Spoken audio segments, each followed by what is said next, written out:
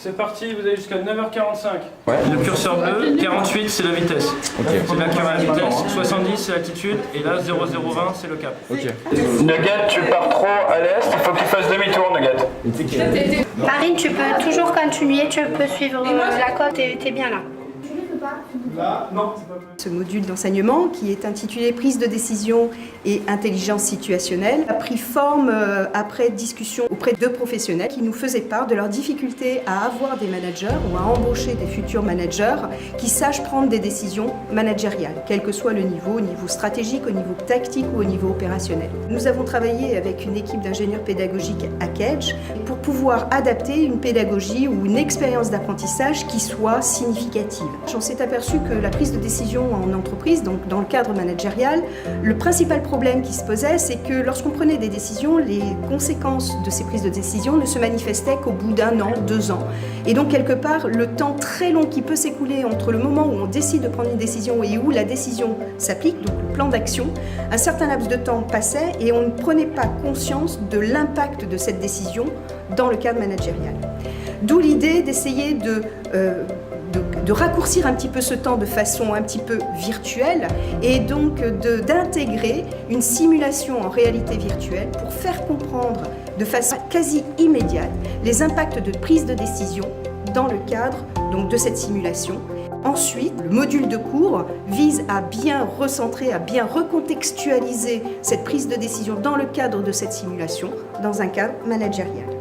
Tu t'assures que la communication à deux voix est établie et après derrière tu passes ton ordre. Moi je t'acconnecte, je te dire oui on va bien larguer. Et ce que je faisais c'est que ça a été largué à tel endroit. On part de la fin vers le début. Ce qu'on peut faire, si chacun se prévoit un joker qui s'envoie dans la dernière zone, et ce qu'on fait, c'est qu'on prévoit 2 équipes par secteur. C'est-à-dire que par exemple... Au final, comment est-ce que nous avons conçu ce cours? Nous l'avons conçu en fait en 2 parties autonomes mais qui finalement ont énormément de liens entre elles et qui sont une partie cours et d'un autre côté en fait un système de roulement où les étudiants passent dans les simulateurs. Ça commence par une préparation, donc l'ensemble de la classe travaille à la préparation de la mission, à identifier les objectifs, donc ils sont briefés par l'état-major dans un premier temps, on leur explique ce qu'ils doivent faire, à partir de ce moment-là, ils doivent préparer eux-mêmes leur propre mission, pour ensuite, après, partir sur une phase en fait de préparation mentale, qui leur permet justement de mieux gérer leur stress. Donc répétition mentale de quelques gestes que vous allez devoir refaire, que vous avez déjà fait, de pilotage. Si vous réussissez à vous soulager de ça, vous réussirez à vous consacrer essentiellement à la mission.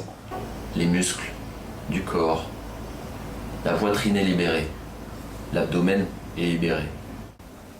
Vous reprenez conscience de votre position sur la table ou sur la chaise.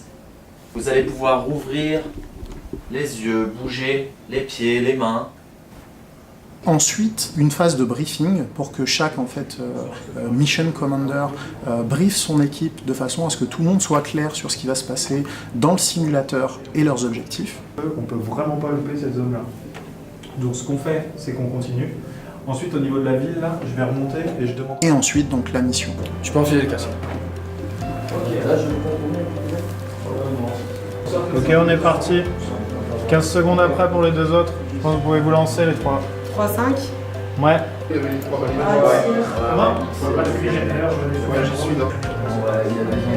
Ok, aucune fumée pour le moment. Il y a énormément de feu au niveau de la zone E.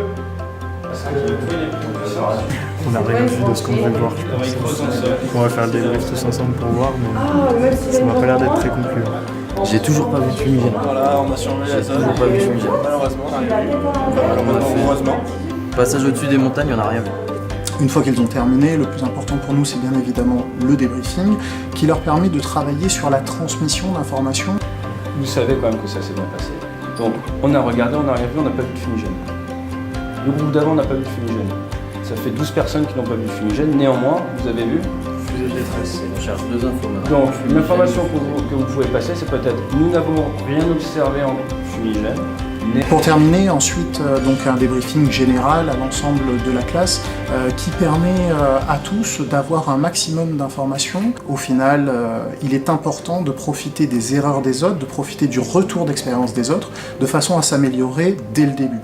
Ce cours est donc entièrement pensé de façon à former les meilleurs managers et meilleurs leaders afin de prendre des décisions raisonnées et éclairées. Réduis la vitesse, réduis la vitesse, réduis la vitesse. Et après, dans chaque allez, yes, yes.